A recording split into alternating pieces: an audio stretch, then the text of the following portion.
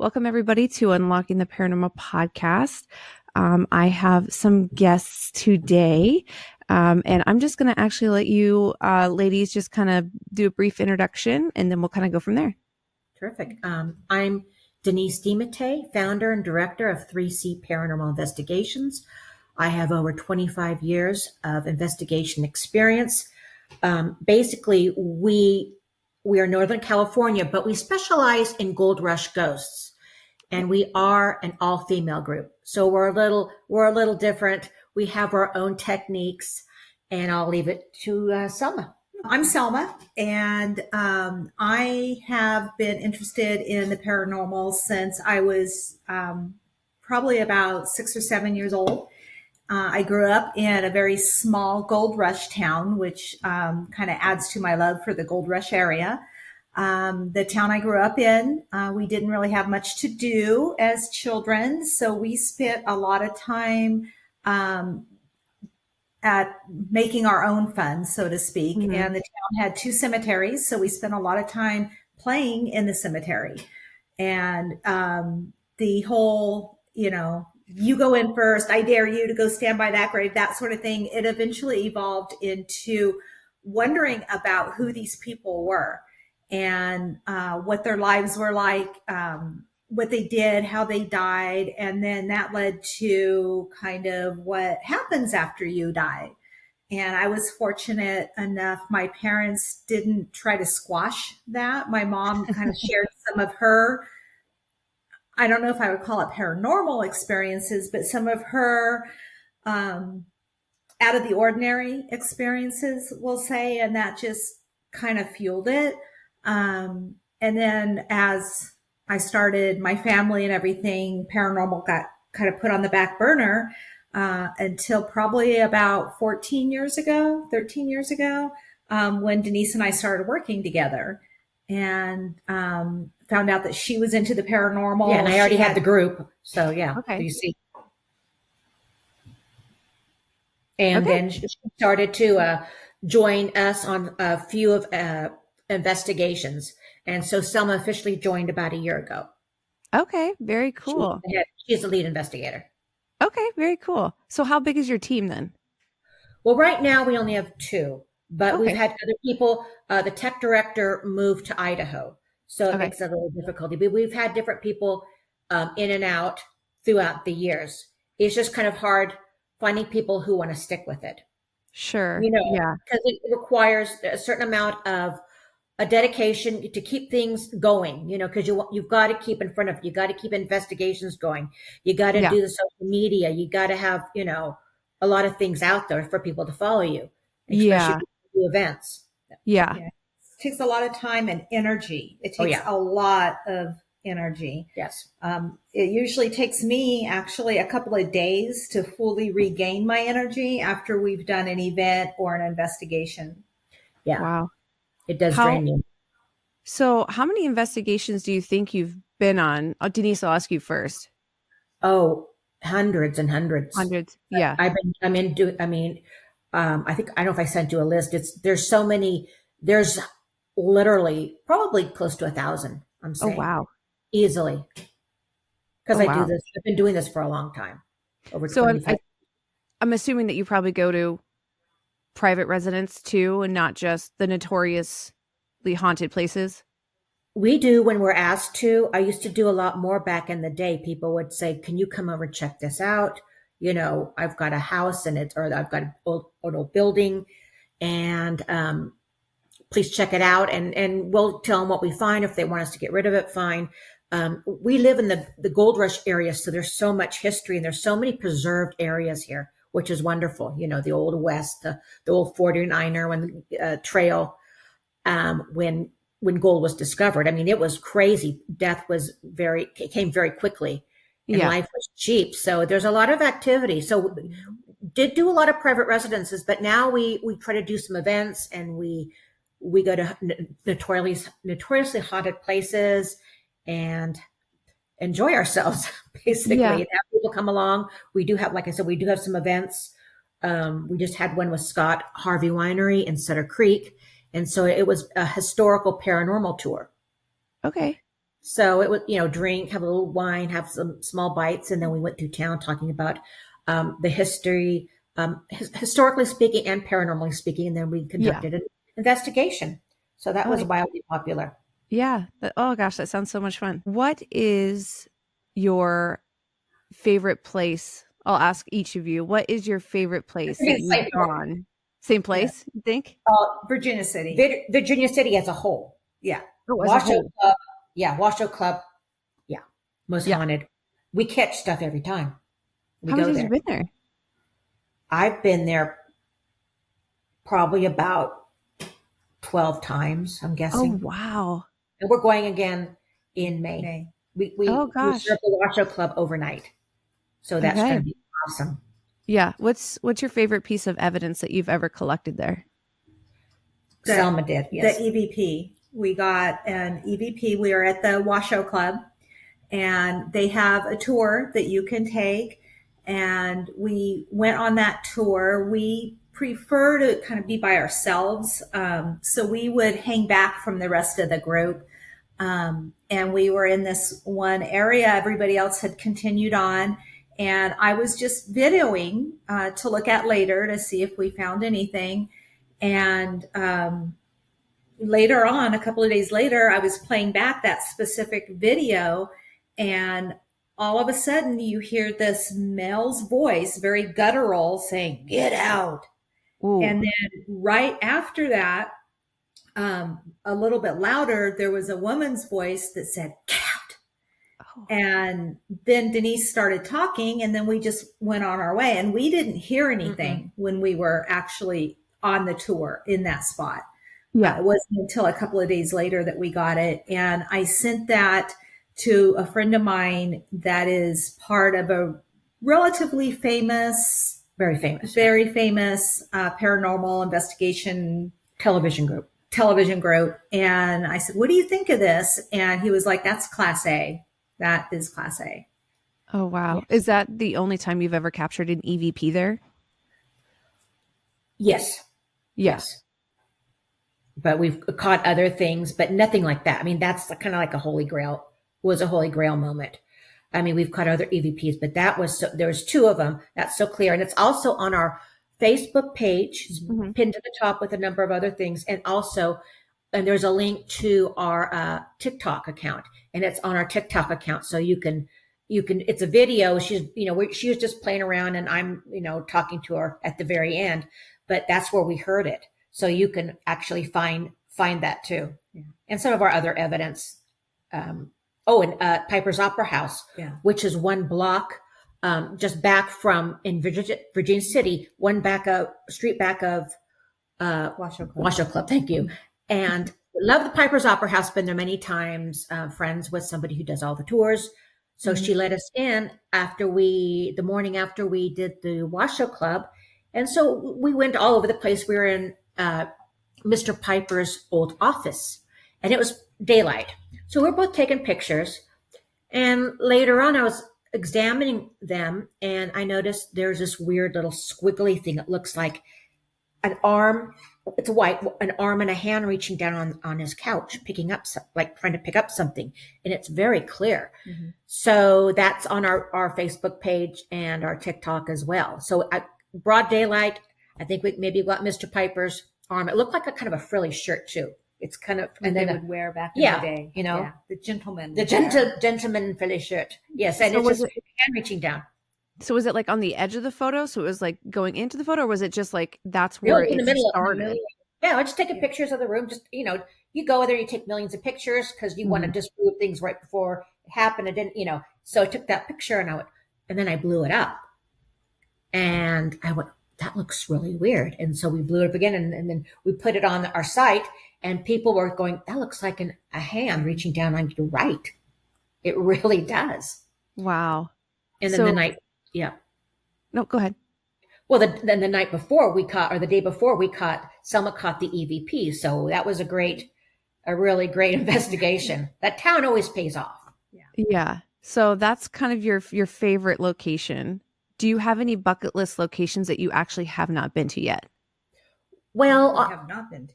I really want to go to Tombstone. Yes. Okay. Very badly. a friend of ours moved there last year, and he's a reenactor. He goes there every day for the tourists, and they reenact the shootout at OK Corral. He's one of I think the Clantons or something, Clanton brothers. So yeah, he's checking everything out for us. So I really want to go into the saloon. There's a couple of saloons that are really haunted. So yeah, but the whole place is haunted. I mean, I want to go there at night. I want to see where this happened, see if we can get some EVPs since we do really well at that. And then whatever we caught. Also last year we went to the Winchester Mystery House, which is always I think on the bucket list though. We have the Myrtles. Oh yeah, the Myrtles. I went off the reservation. Yeah. The Myrtles is all the time. I know. Yeah. The Myrtles is on there because everybody, says, you catch something there. You catch the slave that was killed for killing a couple of the members of the family. Then they hung her in the back, and she's been seen a couple times. So, and what's that place in Kentucky? Waverly? Yes. Waverly Hills? Yes, Waverly Hills. And then there's I want to go to Scotland and go to some of these castles. I mean, oh my gosh. There's too many there's too many to list because that's really old. We think, United States, that's old. Like, no. That's many centuries. Yeah. Perfect. I have the Waverly Sanitarium. Yeah. I have that on my bucket list. So I guess what's a paranormal experience that you have had? It doesn't have to be like during an investigation, just in your life that really kind of, I guess, scared you or shook you the most. Do you have an experience like that? Or has it all just been too fascinating for you to really be scared by something like that? I think too fascinating, at least for me, to be scared. I mean, when I was a little girl in Dutch Flat, I remember there's a 2-story schoolhouse, used to be a schoolhouse. It's used as the community center now. But, there was always talk about it being haunted, and we would sometimes see something in the window upstairs. Not really sure what it was, but one of the things we would do is we would go up the stairs and try and get the door to open. Well, we do that now. Well, yeah, we do that now. But one time we were about 3/4 of the way up the stairs, and there was just this noise. It was definitely a voice, but it wasn't really words, if that makes any sense. And that scared the bejesus out of us. But we were like maybe 10 years old. Sure. If that were to happen today, I would be like, hello? Oh, yeah. Nowadays, I don't get scared at all. Yeah. We run to it. We don't run away. Exactly. I mean, how I got really into the paranormal is actually the same town that she grew up in. We didn't know each other at the time. Back in the 90s, I moved up there by myself and purchased a home. Little did I know that the home that I purchased was very active. And it was very scary because I hadn't experienced anything like that. So and there wasn't a lot of, the internet was in its infancy. There wasn't a lot, there's like shows and stuff like that to figure out how to deal with this. What's going on? Is it evil? I felt very unsettled.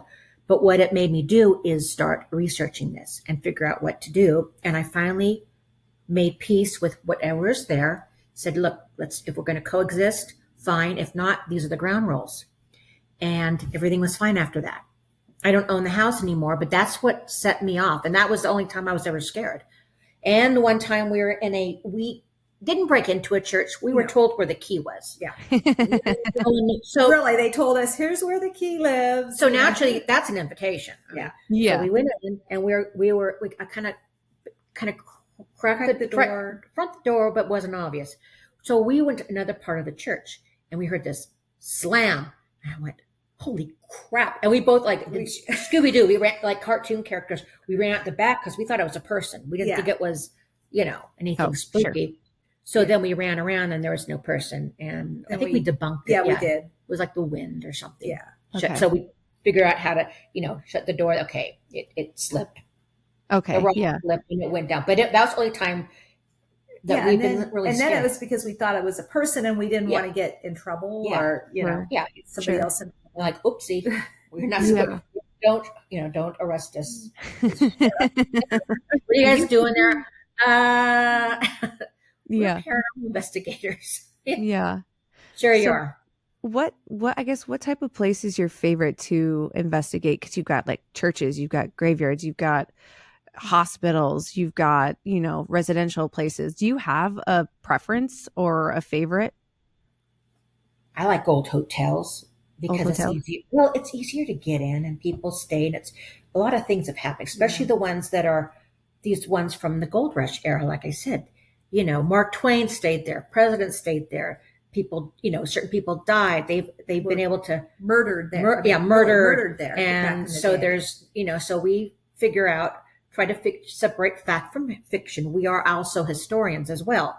Mhm. So we try to figure fact from fiction and then investigate and see if any of these have, will come true. And when we went to the Carey House, which is in Placerville, it's been on a couple of television shows, investigative shows, and we caught another great EVP there. Selma did. Well, all the evidence was supposed to be on the ground floor and like the second floor. Well, we went up to the fourth floor, and we caught pretty much all of our evidence. On the fourth Yeah, floor. it was Selma was like usual. Selma caught a great EVP of a woman screaming. It was great. Yeah. That Wow. was Yeah. I think I haven't done it. We haven't done it, but I would really like to investigate a sanatorium. yeah. There's After not a that- lot of those out here, but yeah, I'd love to. Yeah, I really would love to do that. And there's really only one that I know of in the area, and that's not what it is any longer. So I don't think we'd have any luck getting in there. But yeah, Yeah, I they're would shut love- down, and it's really hard to get permission. There's one Yeah. in Tuolumne County. Yeah, Ghost Adventures did that like well over a decade ago, and we investigated in Tuolumne counties. And I would have loved to get in there, but it's really hard. You have to get they have a production crew. They have all these people that can make Mm. make Yeah. But we just have us going. Please, can we get in there? Yeah, please. Yes, Yeah. can we get in Pretty there? please? Yes, Yeah. feminine guiles. But that's it. There's the one in Weimar, the That's the institute. one I was talking Okay. about. Yeah, but it's not a sanatorium anymore. Yeah, it's like a self-help, healthy living. healthy living. I think it's a cult, honestly. Assuming, but there's a graveyard there, Okay. and we kind of broke in one time, sort of. We We just kind of snuck in. we snuck in. Yeah. Break We have in. security, but we break it. We snuck in. We went under the rails, and so we want to go there at night. Yeah. And actually film it because it's going to be hilarious. Because just us sneaking around trying to do things that we shouldn't, But that's where a lot of the that particular location was tuberculosis originally um, facility. It housed back in the the 70s when the boat people. Oh, was the remember boat people too? Yeah, they stayed there After that, yeah. After that, it was also a sanatorium at one time, so it just has a lot of Yeah. history to it. A lot of people are buried And there. a lot of the people that died in there are buried in that cemetery. If no one claimed them, Yeah. or they had TB, they didn't want to. They just wanted to bury them as quick as possible, of course, because they didn't know about TB back then, and Right. they did before they had a cure. So you just wonder Yeah. about those people that had to be buried, away from their family, and just if they're unsettled, and it's not really kept up anymore. So we want to go there and talk to them, and if they know they're dead and what their feelings are. Yeah. Yeah. So, but we have to kind of sneak into the cult, as I call it. Gotta get in Let's we're little ninjas where we're all black at night. Those flashlights. Yeah, we do that a lot. We love cemeteries. Yeah. The old pioneer cemeteries from, the early 1800s. Yeah. And the 1800s are great, And some of the things that they wrote on them, like someone was killed in a bar fight. I mean, some of this Yeah, stuff they is, get, yeah. yeah. Wow. Yeah. So I guess are there any stories that you want to share in particular today on the podcast? that you think are just kind of eye-opening experiences or stories that you've had in your investigations? I was thinking when I was talking about Winchester Mystery House, we got a private tour there, I think in December. Yeah. And the lady was so happy that we were paranormal investigators, so she could actually tell us what her experiences were, because she can't do that on a regular tour. And she could take us places that necessarily would be able to. And she was telling us about a little boy who holds her hand all the time. So I got the SLS out and I got a small child in one of the rooms. She goes, "Oh, that's so-and-so. He holds my hand all the time." So I was talking to it, and it was, a little smaller than a child, though, smaller than a toddler, but it was close to a Fireplace. old brick fireplace, but there was nothing for it to map on. We always make sure, our settings are low. Their settings are not going to like just map on a chair, and, people look this crazy stuff. Like, it was pretty childlike and consistent in form. It wasn't going, "Oh, my head's straight," head stretching out. And that's on the Facebook page. Yeah. And the TikTok also. And a Hotel Legere. The hanging tree. Hanging tree. Got an SLS in the hanging tree. A man was up there, looked like a figure, and his head was bowed over. Wow. Yeah. Because that place, Hotel Legere, the jail, it's in McCollum Hill, which was the county seat back in the day of Tuolumne County. No, Calaveras County. And the jail was there. The courtroom was there. So everything just happened during the gold rush day. Everything happened boom, boom, boom. You were in the jail. You went to court. You found guilty. Okay, take you out to the hanging tree. And the hanging tree is still there. And that's where Denise got the SLS of the guy. And it's up in the air. It's not on the ground. It's up in the air. And like she was saying, his head is over and the body was kind of jerking. Kind of. Really? Yeah. But I just thought of the one in Gold Hill, that Yellow Jacket Mine. Oh, yeah. When we were at Gold Hill, which is right by Virginia City. Yeah, tell that story. Oh, you're the one that got the SLS. Well, you were with me.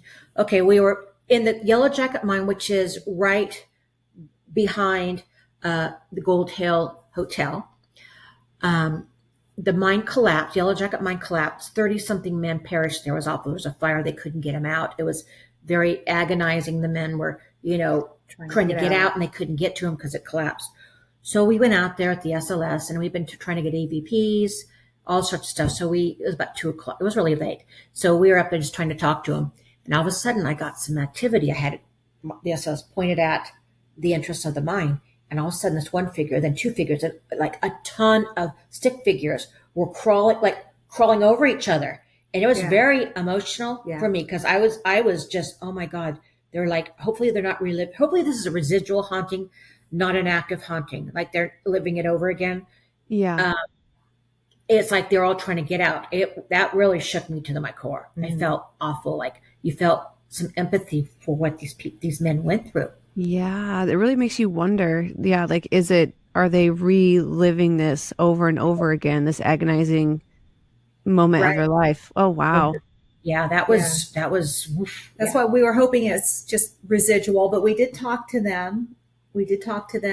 And told them that it was okay to move on. That this happened a long time ago. You don't have to live it anymore. So whatever that's worth. And tell them about the room. Oh, the Gold Hill Hotel, which is right there at the Yellow Jacket Mine, is also notoriously haunted. And we got what's called Rosie's room, and she's one of the spirits that inhabits the place. And she's kind of, from what we read, she's kind of mischievous. She likes to, maybe hide something from you or do something along that line. And so we set some things out on the dresser for her. Denise had some crystals that she set out, just kind of haphazardly. I set some jewelry out, and we told her, feel free to play with this stuff. Try on the jewelry if you like. You can't keep it. It's ours. It's not yours. We're not giving it to you, but you can borrow it for a little bit and try it on, what have you. We took pictures of everything. And before then we left the room. Yeah. Yeah, before we left. And then we went to dinner. We locked the door behind us, and we were gone probably 2 or 3 hours. Mm-hmm. And we came back and we took pictures again, and everything had been moved. Yeah. Before and after, like somebody's been in here. Yeah. Wow. And yeah, we had both just kind of set stuff, like I said, haphazardly, and everything was nice and neat, put back nice and neat. Yeah. It's like I made it was like all these crystals and stuff, because that attracts a lot of times. It's shiny, pretty, or energetically it might attract them. So I did it messily because she likes to rearrange things, we heard. So she did, but she made it really nice. She made it really perfect and nice. Yeah. And we've tried to duplicate that other places. No one's taken the bait. Interesting. Wait, so did you say how old you thought Rosie was? Probably. Because I just when you say that, I kind of feel like that's something a younger kid would do, line up their toys in a row or something, She was a young woman because she wasn't she involved with, she was like a girlfriend or a, I don't want to mistake my Rosies. Right. There's a couple of Rosie stories of different places and Rosies. But she was an adult, but I think probably a young adult. Of course, going back to the gold rush days, she very well could have just been like maybe an older teenager even. True. Yeah. People got married really young and life was shorter. So. Yeah. Yeah. It was definitely, it wasn't a middle-aged or an older woman vibe at all. No. Yeah. We made sure we locked it. And it's old school, the keys. You don't have stuff where people can get in, the old key. And the other employees were gone. So they say, we don't have anybody on staff. So the employees are gone. There's like somebody downstairs that checks you in. It's like a real small place, and they're gone. If there's an emergency, here's a number, call it. But there's nobody on staff at night. So we felt pretty good that everything was locked up pretty. Yeah. So it couldn't have been anybody in there messing with your stuff. It was definitely something else. Yeah, we definitely locked it. Yeah. Now, do you get a lot of people that request and ask you to go to certain places or say, "Hey, I want to live vicariously through you," and request that you go to certain places so they can, I guess experience it through you? There are people that suggest like, "Hey, why don't you go here? Why don't you go there?" And then we go, "Okay, if we can swing it, basically, we have to do, so we both are semi-retired, but we do both work during the week. So we try to do things on the weekends, and it has to be where we can get back, enough time to go, for Monday. But people do say, "Oh, have you tried that?" There's a place in Sutter Creek that we want to, an old school that we found out was very haunted. So we are going to try to get in and investigate and maybe have an event there. And invite people, because people like to come. Like our events sold out really quick. The 2 that we've already scheduled sold out very quickly. And it's basically an intro how to, become an paranormal investigator, how to investigate, and also the historic area. So we like to bring our equipment. We let people use our equipment. Yeah. If they're nice. Yeah. We go over, what the equipment is used for, kind of how to use it, what the different haunting types are. We try to make it educational. Sure. And fun. Oh, yeah. How many pieces of equipment do you think that you have? Not a ton. Yeah. Our best evidence, honestly, and I know a lot of people, poo-poo it, on our phones. Okay. You're hearing something, we're just taking picture recording, and she's got these great EVPs on her phone. On her iPhone. I mean, my God. Yeah. You don't need fancy record. You don't need a lot of equipment. I tell people we've got equipment, and we use it, but they're just tools. And I like getting visual evidence and audio evidence. To me, you can have the gadgets with the Ovulus and it spits out words. That's great. Yeah. I'm really on the fence on that. We use it. We show people just because they expect it. Right.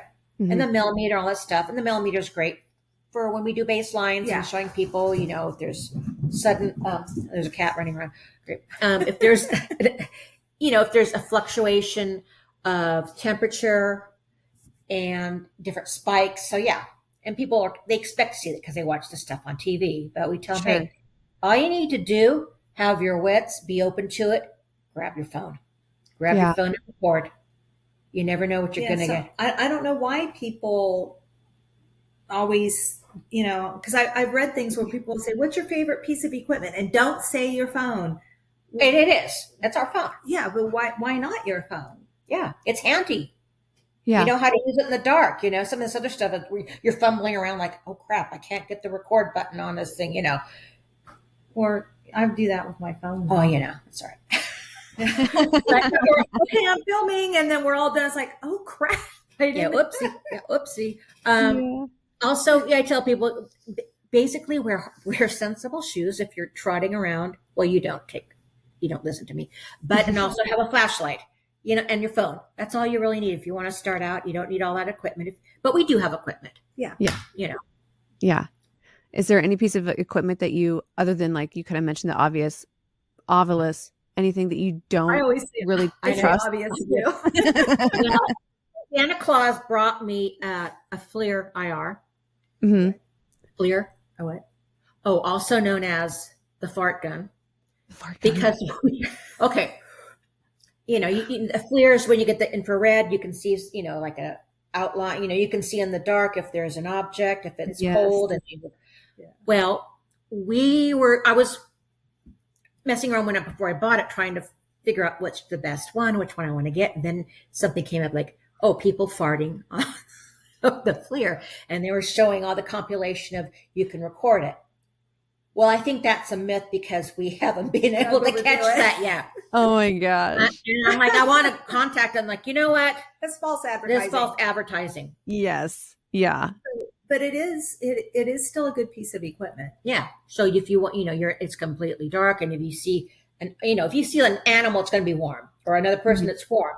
But if you see an outline of something that looks like a person, and it's cold and it's moving like a person, like, what is that? Yeah. It's energy, but it's cold. It's not giving off heat. So it's just fun having different gadgets. Which is why we always do the baseline first, because then if there is something cold there, we know, okay, we checked that spot, and also, you check it out in the daylight in case there's a mirror. If you're in a place and there's a mirror, like it's going to flash back, like, oh, well, look at that, there's a woman, how attractive. Oh no, that's me. Kidding. That's me in the mirror. And you can embarrass people with the FLIR because your crotch is very warm right now. Oh my gosh. Yeah. You got to have fun on investigations, especially if you're up all night. You get a little loopy, and you start getting silly, and you go, okay, let's try this. Do you find that a majority of your investigations, there's things that will happen every time, or do you go into investigations where it's just crickets all night long? Oh, yeah. It's almost more rare to get something than to not. So it's many, many hours of nothing. Sure. For one little short snippet of, oh my gosh, did you see that? Or but we go into it not with the mindset of, oh my gosh, we're going to get such good stuff. We go into it with the mindset of, you know what, we're just going to go. We're going to have fun. Yeah. Maybe we'll get something. Maybe we won't. But we're just going to have fun, and we're going to laugh and go have a nice meal. Yeah. We're going to, check out the whole area if we haven't been there. Just, if there's a little shopping, when we go to Sutter Creek, there's always got to be shopping. Yeah. All these fun little towns, and we just make sure we have a great weekend. Yeah. And it's a fun hobby. Yeah. And we're both interested. What happens when you die? Like everybody, what happens? And why do some people cross over and some people don't? And have you ever investigated anything outdoors and encountered something that you thought wasn't a spirit, but maybe something along the lines of like a weird creature of sorts? I think I might have caught an elemental one time. I mean, this was like maybe about 15 years ago. It was in a cemetery. It wasn't an animal. It was just, and I got a weird feeling. It was almost like, I wouldn't say a fairy, but it wasn't ever a person, but it was something not a, it's hard to explain Sure. because we all felt it. It was like otherworld. It kind of gave off this, almost a fairy like atmosphere. Yeah. Yeah, it was just weird. But he went, I don't know what that was, but it was weird. It was interesting. Yeah. You got a weird vibe from it. Maybe it was like kind of like mist or something, and there was an object, but you couldn't identify what it was. Yeah. It was paranormal because we didn't know what it was. Sure. Sure. So do you investigate much outdoors? Like people say, oh, these woods are haunted or this cave is haunted. Or do you go to those types of places or? Haven't been to a lot of caves because, you don't know what's in caves at night. Yeah. And Sure. it's the best time, you might get a bear. I don't think my pepper spray would work really good on a bear. Yeah. I look good in a person, but we love going to cemeteries. Mhm. I just make sure there aren't any. I'm mainly more concerned with like the homeless, the living as opposed to the dead. Sure. There's Yeah. animals; they're more scared of you. They kind of like fritter off, they run off. But I'm scared of finding people. And there's a sanatorium in Nevada City. But I've been told, it's people have died. Many people died there. There's been murders. But I heard so many people, homeless people live there. It's kind of a homeless camp now, which ruins it for everybody. Yeah. So that's a little, you gotta use your wits about you. But we do. We can run. You always have to. The thing is, you always make sure that you can outrun at least one person in your group. If it's just the two of us, it's like, oh no. Yeah. Let's be even. If I'm wearing heels, I gotcha. She does. She can run wearing heels. No, I have to be properly shod. Yeah. I don't know how you do it. Yeah. Well, any other stories that you guys feel like you want to share or anything about investigating that you want to share? I'm just trying.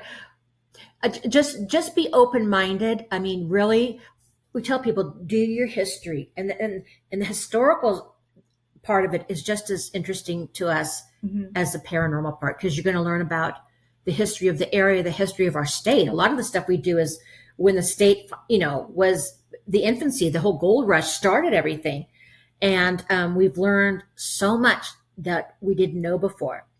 And just be open-minded and talk to people. We've met so many different people in areas like, oh, you got to look at this place. You got this shop owner. They've been having problems. Talk to them, and then you find another place to investigate. And this person's got.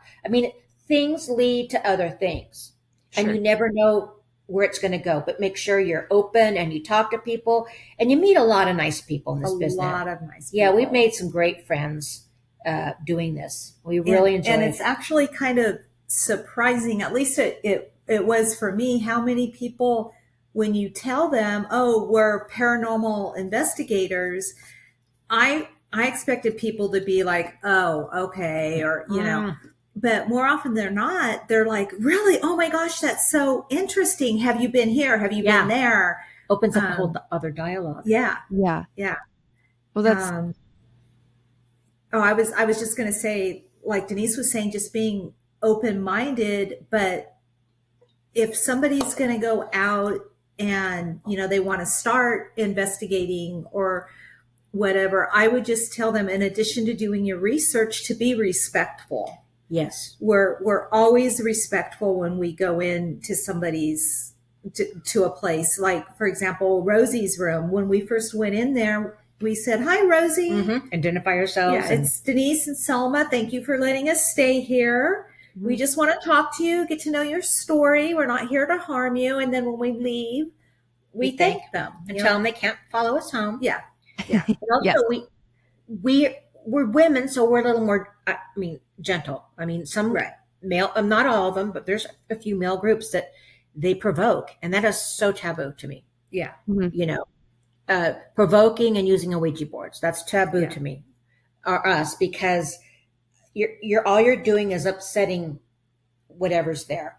And we think of dead people are just like living people, except they're dead. So you've got nice people, you've got kind people, cranky people, bad people. Everybody wants to say something is a demon. It just might be a pissy ghost. Someone who was pissy in life, pissy and dead. Right. Yeah. Sure. And, it's just like if I just came into your house and just started, provoking you, you're not going to be very nice to me. No. Mhm. And so the same with the dead. If you go into their space and you're provoking them, they're not going to be nice to you. Yeah. Yeah. Yeah. That's not the type of activity you want to get. You don't want to get something mad. And then the next person that comes in, Right. they're going to, it's like, you got to be nice and kind and thank them. Respectful. Yeah. And talk to them and explain who you are, Mhm. a little bit about yourself, and see if they want to communicate. If not, like, okay, we're good. We'll just, we'll be in and out. We'll go to sleep here. But, if you don't, or if you don't want us, if you want to get rid of us in this particular room for investigating a big area, give us a sign, whatever that is, for us to, and we'll leave. Like turn the light on or off, or make this something happen, and we'll leave. That reminds me the first time I went with you, it was you, Lisa, the whole group. Yeah. And we were doing the Dutch Flat Cemetery. Yes. And I had the Ovilus, and since I was so familiar with the cemetery, having grown up there, I wandered off from the group, and all of a sudden the Ovilus said, run. It had been like dead quiet. It hadn't been saying anything, and it said, run. So I did. I ran and I caught up with the group, and we had been looking for a specific grave of this little boy named Benny. That's right. That my cousin, who's very much into the paranormal as well, had an interaction with several years before, and he had told me the story. So we were looking for Benny's grave, and we brought some balls and a couple other things. Yeah, trigger objects. And we were trying to get him to communicate with us, and we weren't getting anything. It was just crickets. And at a certain point, Lisa, she was the tech director. Lisa said, Benny, do you want us to just leave and leave you be? And the Ovilus said yes. Yeah, that was. And so we're like, you got it. Just give us a couple of minutes to collect our items, and we're going to leave. And You did. yeah. And Keep your promises to the ghost. If if they don't want you there. so we did. And then we went down and got a drink. Yeah, got a cocktail or two. The local bar. So, it was fun. We try to make everything fun. If we have a big group, we educate, try to inspire, and you tell people, like, you're not going to catch stuff every time. I mean, except Virginia City, that pretty much pays off. Yeah. I mean, that's the golden ticket. But even then, you're not necessarily going to know you got something right then. Till later. Sure. And, evidence. You tell people that a lot of, about being a paranormal investigator is a lot of nights of silence. Like you said, crickets. And then all the evidence you have to go through, all the audio, all the video, all that stuff. And then I'll go, after like maybe a couple of months or a year or 6 months, I might revisit it again, because you never know if you're going to miss something. I mean, I always like to go over at some point. If I'm bored, I'm like, I can't sleep. I'm going to go over all this. Then I send it to her and she goes, you're crazy. Yeah. But at least, it's on my mind, and it's fun, and thinking of it, and it's fun planning our next trip. I mean, we always have fun planning the next one. What are we going to do? Let's plan this out. And then we get the reservations. We find out, we do the history of it. It's just a fun hobby. Yeah. It's a lot about our history here, how our state was formed, and, the characters that surround it. Yeah. And a couple things fun thing that we do certain historical events and celebrations. I impersonate Lola Montez, who was a mid 1800s very scandalous entertainer of the time. She was traveled the world. She was very famous, but she lived in Grass Valley, Nevada City, which is part of the whole gold rush train.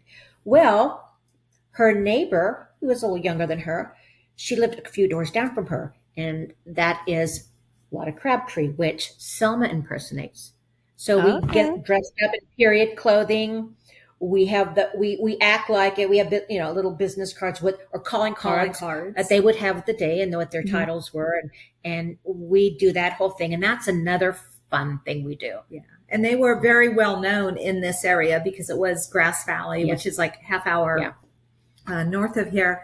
And Lotta Crabtree was actually an entertainer. She was a dancer, a singer, an actress. And she, at the time of her death, was the richest female entertainer in the world, I believe it was. At that time, she was very popular. She was the protege.